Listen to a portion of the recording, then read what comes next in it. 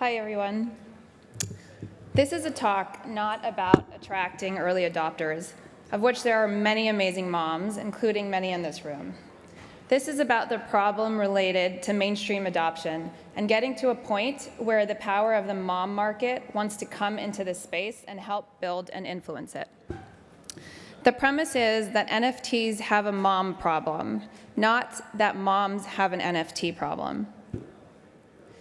I'm Serene Noor Ali, founder of Sleuth, which is a search engine for children's health powered by the data that we get directly from parents. I care very much about elevating the status of parents, particularly moms, and demonstrating the power that we have. I'm a former EdTech executive. I built an award-winning network for women in EdTech, and I recognized that there was a deep market for better information online for children's health. So when I started to dabble into the NFT space on the side, it was clear that there's a huge opportunity to engage that same parent market. So I did a few webinars with mom influencer communities, and I got to hear firsthand what their feedback was. Lastly, I'm a mom with many hyphenations. I have 2 daughters, and one of them has pretty severe medical needs.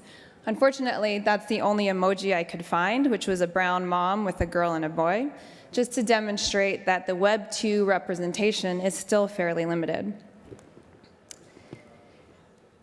In 2022, women are still fighting, moms are still fighting to be seen in their fullest experience. You have the trope of the wine mom, the gym mom, the spa mom, or whatever else that is really two-dimensional. And unfortunately, some in the NFT space have picked up this lack of dimensionality. And this is an ad that says, "Every day we write an email to your mom." Yep, that's right, to your mom. This email is full of the latest Web3 news, et cetera, which means everyone can understand it. The rub here is that it implies we can't do hard things. Web3 is not hard. Raising children in a country with gun violence, without paid leave, without formula, and without the right to control our bodies, that's hard. We do hard things all day, every day. And when positioning like this implies that we're too stupid to take on hard things, it's the ecosystem that takes a hit. People are mistakenly conflating mom's desire for simplicity and a smooth user experience with an inability to understand technology. We don't have time to be insulted. We can sniff out the insult in a second. And honestly, moms have power. 92% of us use social media compared to 79% of the US population 12 and up. Socioeconomically, we see that mothers work outside the home at a high rate and are the primary income earners at a rate that's growing. We are also the most advanced adopters of voice-assisted technology with a rate of 76%, which surged during the pandemic because we needed help for our pandemic-disrupted routines. There's a lesson in here somewhere, especially when you consider that our usage of Facebook is higher than the rest of the population. And that lesson is that we will engage with technology when it serves us, and we will go where there are others of us. The point is, we're not too stupid to use technology. We're just too smart to use it when it's not helping us. The biggest problem is that the ecosystem isn't meeting us where we are, and there's a blind spot to the fact that we have no time. Back in April, there was a conference called Mom 2.0, and there was a panel about NFTs and Web3. The influencers on the panel, one of the first things they did was rephrase NFT to no effing time. And what's really important here is that they tagged all their friends. It ended up becoming a peer slogan, and what it really means is, yes, this is a hot new technology, you don't see us, and me and my friends are out. In fact, we're gonna create a podcast that says no effing time because you didn't see us. The time to build trust and to start designing a systems with moms is now. This is a really great opportunity. We've learned lessons from projects like BFF, Mavian, and Meta Angels that the power of creating and thoughtfully managing a space where people can participate in a movement or a shared value. This is very, very different than a space that creates a story that's two-dimensional for them. The explosion of moms on TikTok, 1 in 4 people on that platform are moms, is a case study in how powerful it is when moms become creators of their own story. Creating that space is important, especially a subspace for the hyphenation of identities and experiences, such as special needs moms, LGBTQIA, Black moms, and brown moms. The next is to create a collaborative learning space, and it's a winning solution for 2 reasons. It taps into the peer-to-peer aspect, which is generative, community-oriented, and creative. 80% of moms on social media use it to get product recommendations from their peers.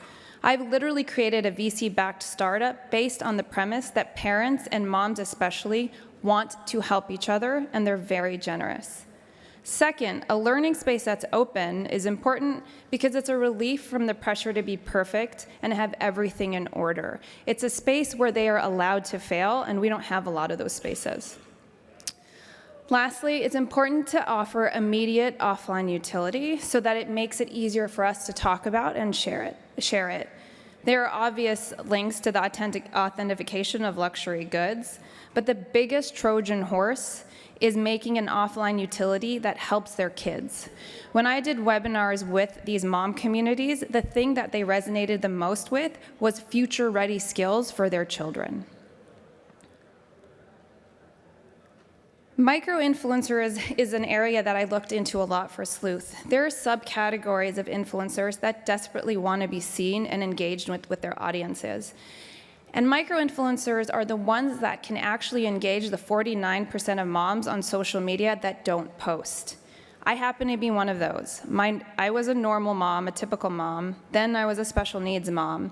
And then after spending the whole of last summer in a hospital with my daughter, I became a medical needs mom, and I still am. My daughter gets 18 therapies a week.